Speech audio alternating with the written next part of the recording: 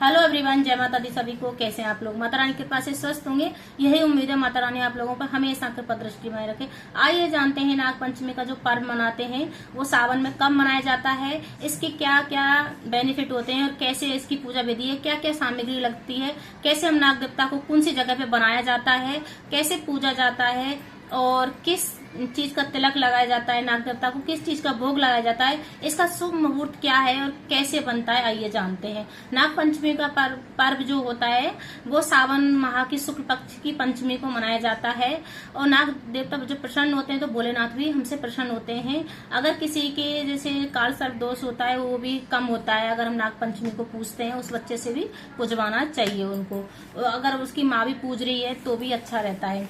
अब आता है 2025 में कब नाग पंचमी पड़ रही है, तो 29 जुलाई को नाग पंचमी पड़ेगी। दिन पड़ रहा है उस दिन मंगलवार पड़ रहा है, तो आप उस दिन पूछ सकते हैं। शुभ मुहूर्त कितने बजे से है? शुभ मुहूर्त 5:41 से स्टार्ट हो रहा है सुबह में और 8:23 तक का मुहूर्त है। इसके बीच में आप सुबह नहा धोकर आप इस बीच में सबसे पहले गेटों पे आपको किस प्रकार से बनाना मैं आपको वीडियो में बता दूंगी। आइए जानते हैं। सबसे पहले हमें जो नाग पंचमी के दिन हमें एक दिन पहले ही आपको मिट्टी ला के रख लेनी है। बहुत जगह पे गोबर से भी बनाते हैं नाग पंचमी, नाग देवता को। बहुत जगह बालू रेत, और हमारे गांव में तो जो मतलब सांप की जो भई होती है उसकी जो मिट्टी होती है उससे भी बनाया जाता है। तो आप अगर ये सब चीजों में से आपके पास नहीं है तो आप जैसे सिंदूर से भी बना सकते हैं। पीला सिंदूर ले लें या लाल सिंदूर ले लें और टीका सफेद लगाया जाता है, सफेद कलर का होना चाहिए। चंदन जो सफेद वाला चंदन आता है उससे हम नाग देवता को टीका लगाया जाता है, सफेद कलर की उससे चंदन से टीका लगाया जाता है। अब आता है कि हमें भोग किस प्रकार से लगाया जाता है।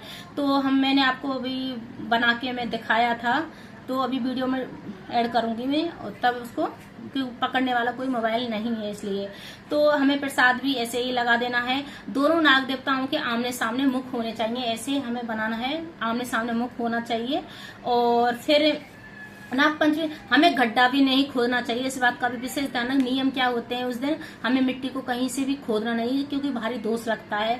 कहीं नाग देवता दिख रहा है तो उसको मारना भी नहीं चाहिए। उस दिन ज्यादा साफ सफाई भी नहीं करनी चाहिए, कोई हमसे कीड़ा ना मर जाए इस वजह से। क्योंकि कोने को चाहे कहीं भी डर रहता है, तो आपको ध्यान रखना है। भोग लगता है दूध या जो चावल का जो वो आता है, लावा आता है, उससे भी लगाया जाता है। अगर वो आपके पास नहीं तो कोई भी प्रसाद ले सकते हैं, उसका भी भोग लगा सकते हैं, पर कच्चे दूध का जरूर लगाया जाता है नाग पंचमी के दिन।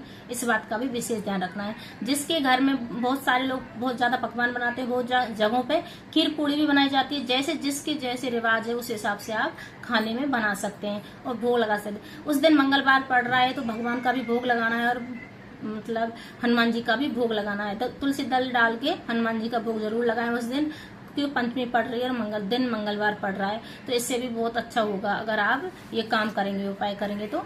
अब आता है कि आपको और क्या करना है। हमें नहा धोकर अपने तैयार होकर सज संवर के ही हमें नाग देवता को बनाना है, जोड़े में बनाना है दोनों को, इस बात का भी विशेष ध्यान रखना है। और किस प्रकार से बनाते हैं आइए मैं दिखा देती हूँ आपको।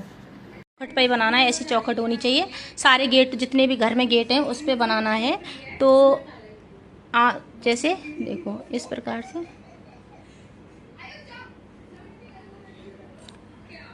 दोनों नाग देवताओं का फेस आमने सामने होने चाहिए। अब एक ये बना दिया, अब ऐसे इसी जगह पे हम सेम ऐसे बना देंगे, ऐसे बना दे। अब हमें तिलक लगा देना है। देखो ऐसे तिलक लगाना है, इनका ऐसे तिलक लगा देना है। सफ़ेद कलर का चंदन लेना है, इस बात का ध्यान रखना। मैं तो वीडियो बना रही हूँ उस वजह से बनाया है। अगर आपके पास बालू रेत कुछ भी नहीं है तो आप पीले चंदन से भी बना सकते हैं, या जो गेरू आता है उससे भी बना सकते हैं। और सफ़ेद कलर का जो टीका है ये दोनों तरफ चौखटों पे बनाया जाता है, इस बात का भी ध्यान रखना है। एक ही चौखट पे नहीं बनाया जाता है। सेम फेस दोनों एक तरफ होने चाहिए, दोनों जैसे मैंने बनाया है इस तरह से फेस होना चाहिए नाग देवता का दोनों का, और सेम दोनों चौखटों पर बनाई जाती है। मैंने इधर बना दिया, अब उधर भी बनाने हैं। मेरे पास कोई है नहीं पकड़ने वाला, तो इसलिए मैंने आपको बता दिया है। फिर हमें इसी प्रकार से यहाँ पे भी भोग लगाना है, कच्चे दूध का लगाना है, कुछ जो मीठा लेना है उसका भी भोग लगाना है। जैसे चावल का लावा भी हो सकता है आपके पास, जो भी आपके पास है उसका भोग लगा सकते हैं। और जो मिट्टी या गोबर जो जिस चीज़ से आप बना रहे हो उसमें थोड़ी सी राई को मिला के आप नाग देवता को बना सकते हैं। इससे क्या होता है, नाग देवता प्रसन्न होते हैं, भोलेनाथ भी हमसे प्रसन्न होते हैं। अगर मेरी वीडियो थोड़ी सी भी अच्छी लगे तो लाइक करें, शेयर करें, कमेंट करें, सब्सक्राइब करें। हर हर महादेव कमेंट में जरूर लिखें। हर हर महादेव सभी।